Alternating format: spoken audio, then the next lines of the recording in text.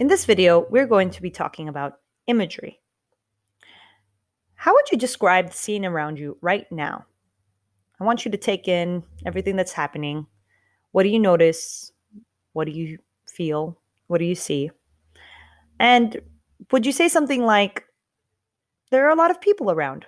Your mom is cooking lunch and it's warm, it's happy. Or maybe like me, uh, your desk is white, it's really sunny, and it's a little uncomfortable to sit at your chair. That's really what's happening, by the way. Well, what would you say if you wanted me to feel like I was in the room with you? How about let's try this? The walls seem to shake with children screaming and running around in the apartment. Their sounds are just as strong as the smell of fried rice coming from the kitchen, but the good feeling blankets all around you like a warm throw. Or maybe the overwhelming light from the window glares onto the white desk, and your knees creak from sitting too long. The phone alarm rings in a song to alert you of your lunch break. Take note of the difference and decide what may put someone in the room more. As humans, we understand what is happening around us through our senses.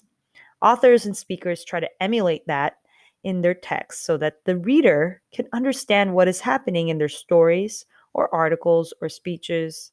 And this is called imagery. Imagery is sensory descriptive or figurative language, especially in a literary work, but it could show up in speeches or arguments or other texts. And when we say sensory descriptive, we mean that an author or speaker is using words to appeal to the senses. Think of the word image in the word imagery. If in our example, we're describing the overwhelming light, we're getting a visual image of how bright the scene is with only a description. Imagery doesn't have to just paint a picture we could see, like that visual imagery, but it could also share sounds. That's auditory imagery. It can make us feel touch or tactile imagery. Imagine the smells of something, olfactory imagery, or put taste in our mouth. That's gustatory. You may also hear other imagery related words like kinesthetic imagery to describe movement or organic imagery for any internal feeling. But to simplify this process, we're going to be referring to the types of imagery as the five senses. Now, why do we use imagery? Well, in our next video, we're going to talk